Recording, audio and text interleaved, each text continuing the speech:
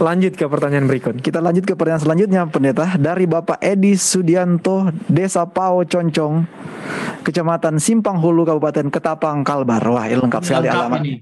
Iya, kalau Pendeta. Hope Channel kirim surat atau sesuatu ke sana, pasti sampai dengan alamat ini. Baik, Pendeta, kita ikuti pertanyaannya. Yang terhormat program tajam. Pertanyaan, Pak Pendeta Richard Sabuin, dalam Lukas 22 ayat 35 dan 36, apakah yang dimaksud Tuhan Yesus? Tanda kutip, waktu diutus tidak perlu bawa pundi, tetapi sekarang harus bawa pundi. Kita bacakan, Pendeta, ayatnya. Di mana? Lukas berapa? Lukas 22 ayat 35 dan 36. Lukas 22 ayat 35 dan 36.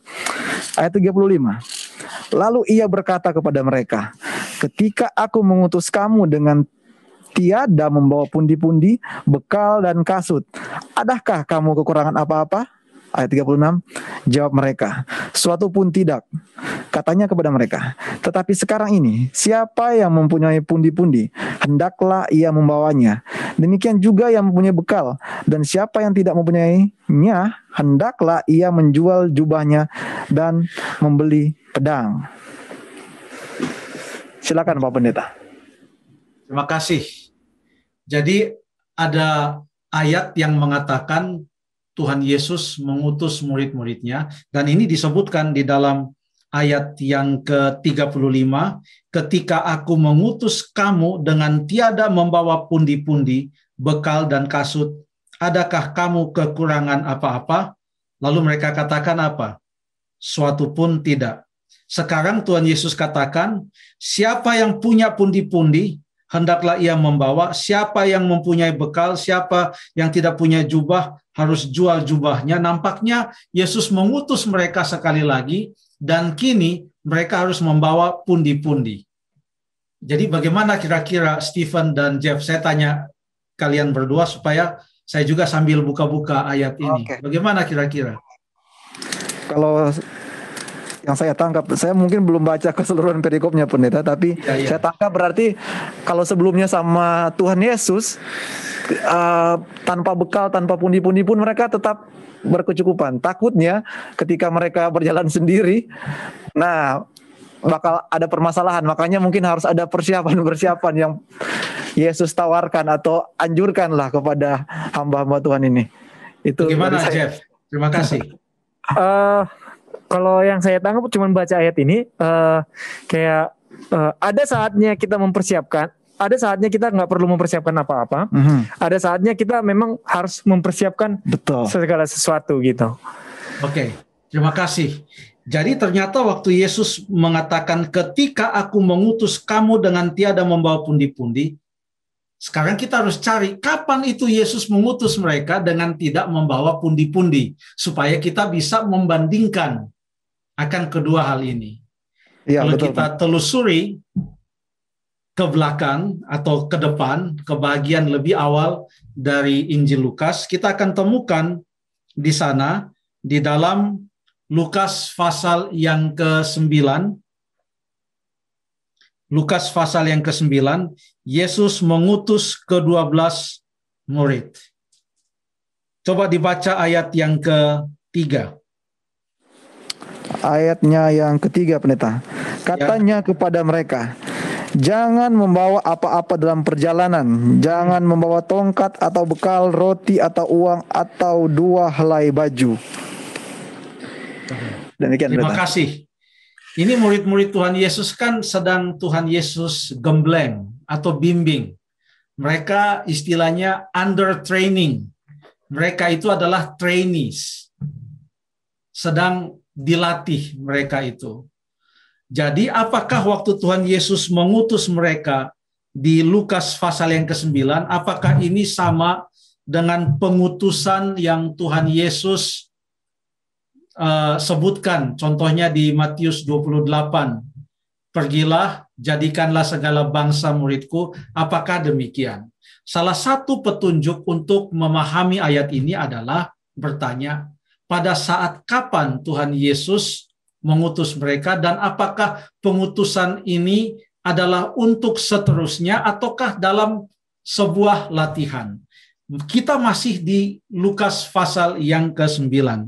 Tadi Yesus sudah katakan jangan membawa apa-apa dalam perjalanan. Nampaknya perjalanan ini bukan perjalanan yang panjang, dan Tuhan Yesus sudah katakan mereka akan dipelihara, akan ada orang-orang yang menerima mereka. Tapi apa yang terjadi? Coba kita lihat di dalam ayat yang ke-10. Coba Jeff baca ayat yang ke-10. Iya. Dari Lukas 9 ayat yang ke-10. Iya. Sekembalinya rasul-rasul itu menceritakan kepada Yesus apa yang telah mereka kerjakan. Lalu Yesus itu saja. Sekembalinya dari mana? Setelah diutus ya. Sekembalinya dari perjalanan mereka itu. Lalu waktu mereka kembali, mereka lapor kepada Tuhan Yesus. Ya, jadi kita bisa melihat ada proses pelatihan di sini. Yesus kasih instruksi dalam ayat 1, 2, dan 3. Lalu mereka pergi melakukan sesuai dengan instruksi. Waktu mereka kembali, mereka melaporkan. Dan ada satu pelajaran di sini yang Yesus ingin tanamkan kepada mereka, yaitu hidup dengan percaya, hidup dengan iman. Pelajaran kedua yang tidak kalah pentingnya adalah bahwa ini adalah pengutusan dalam suatu latihan singkat saja, dan supaya kalau mereka setia dalam hal-hal yang kecil, mereka juga bisa setia dalam hal-hal yang besar. Tanggapan yang diberikan Stephen tadi memberikan sedikit terang terhadap apa kira-kira pemahaman dari ayat ini. Karena waktu kita baca sekali lagi dalam Lukas 22 ayat yang ke-35, kita sekarang mau melihat pada saat kapan Tuhan Yesus mengatakan, sekarang kalian pergi harus bawa pundi-pundi. Pada saat kapan kira-kira? Pada saat percakapan waktu perjamuan malam. Jadi ini sudah saat-saat terakhir. Ini sama suasananya dengan yang digambarkan di dalam Yohanes pasal yang ke-13, 14, 15, 16, 17, atau sama dengan yang diterangkan di dalam Matius pasal yang ke-26 atau yang di Lukas pasal yang ke-14. Saat-saat terakhir sebelum Tuhan Yesus disalibkan. Nampaknya ini ada kaitannya dengan pengutusan di mana bukan lagi merupakan sebuah latihan.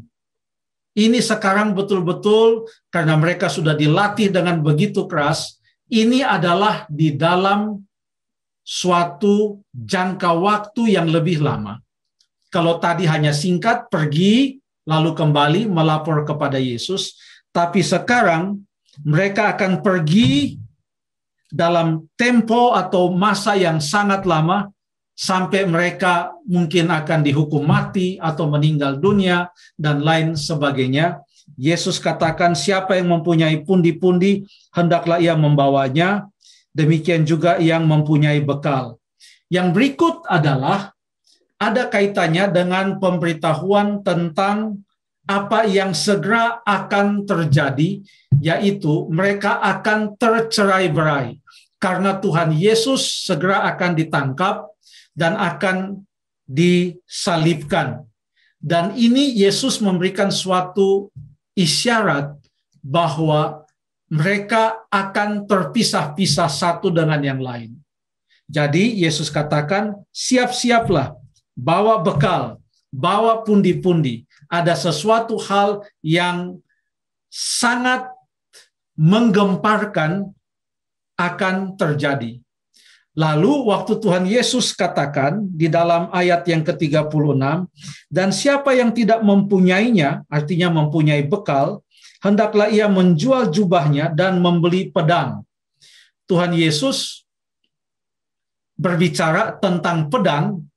Nampaknya ini disebutkan ada kaitannya dengan nas Alkitab yang digenapi, di mana dalam ayat 37 dikatakan ia akan terhitung di antara pemberontak. Jadi seakan-akan Tuhan Yesus ini adalah seorang pemberontak dan ia akan diperlakukan seperti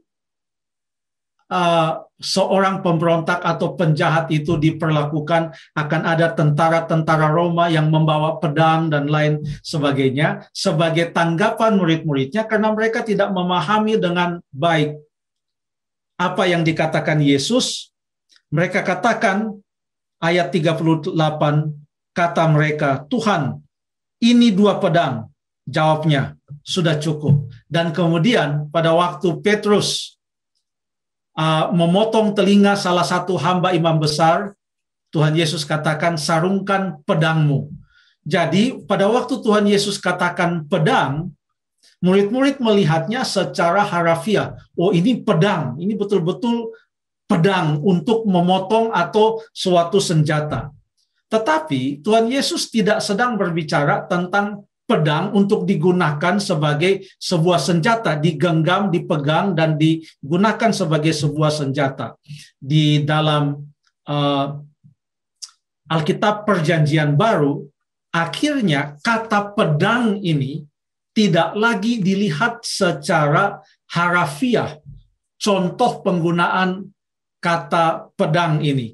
Kita buka di dalam kitab Efesus pasal yang ke-6. Efesus pasal yang ke-6 yang mengatakan di dalam ayat yang ke-13, sebab itu ambillah seluruh perlengkapan senjata Allah, supaya kamu dapat mengadakan perlawanan pada hari-hari yang jahat. Apa saja perlengkapan senjata Allah itu? Kita baca di dalam ayat 17, salah satunya, terimalah ketopong keselamatan dan pedang roh, yaitu firman Tuhan. Jadi Tuhan Yesus berbicara dengan makna yang sungguh dalam. Dia mengutus mereka agar supaya mereka bersiap-siap untuk menghadapi tugas yang sudah diberikan kepada mereka. Selama ini mereka sudah dilatih dan saatnya mereka akan bersiap-siap untuk membawakan pekabaran firman Tuhan, mengabarkan Injil kebenaran ini kepada banyak orang. Sebentar lagi Yesus akan mati dalam cerita itu, dan setelah itu ia akan bangkit, lalu kemudian naik ke sorga. Murid-muridnya sekarang diutus bukan hanya untuk 1-2 hari, tetapi untuk seterusnya. Kurang lebih demikian tanggapannya. Terima kasih.